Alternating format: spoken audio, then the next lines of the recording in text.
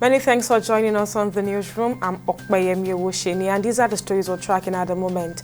Barely a week after an explosion rocked the Trans-Niger pipeline in Bodon, Gokana local government area of Rivers State, another explosion has occurred at the Soko oil facility in Akukutoro local government area.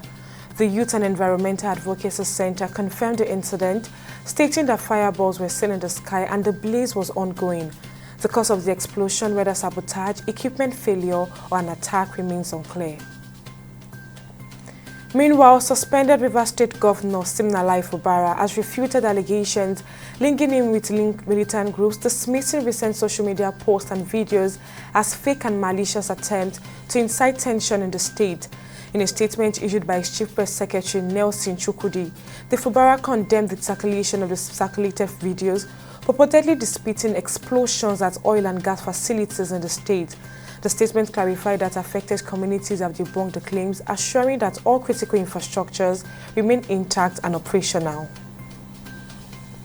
And 12 inmates escaped in an early morning jailbreak at the Federal Correctional Center in Kotun-Katafe, Kogi State on Monday.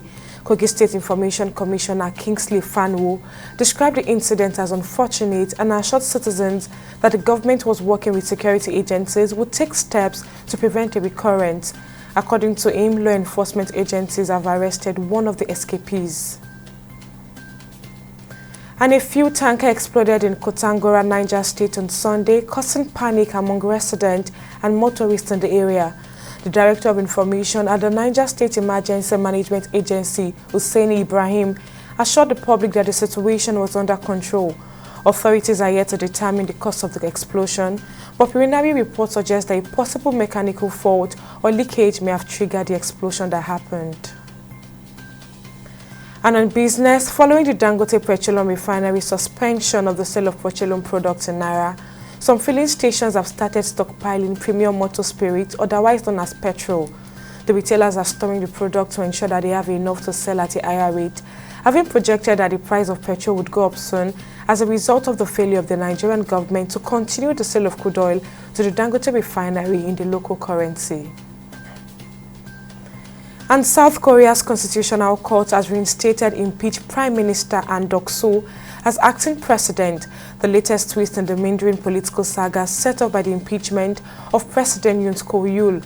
The court's 8 justices voted 7-1 to dismiss Ahn's impeachment on Monday, restoring him to the country's highest office, while they separately considered the fate of Yoon, who was suspended from his duties after briefly imposing martial law on December 3, 2024.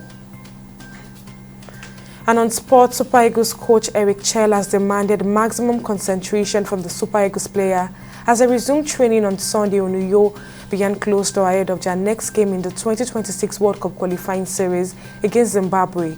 After their 2-0 win over Rwanda last Friday, the team flew to Uyo directly from Kigali via a chartered value-jet flight and settled in for their first session on Sunday. And those are the stories making the rounds from our newsroom at this time. We'll update you at the top of the hour.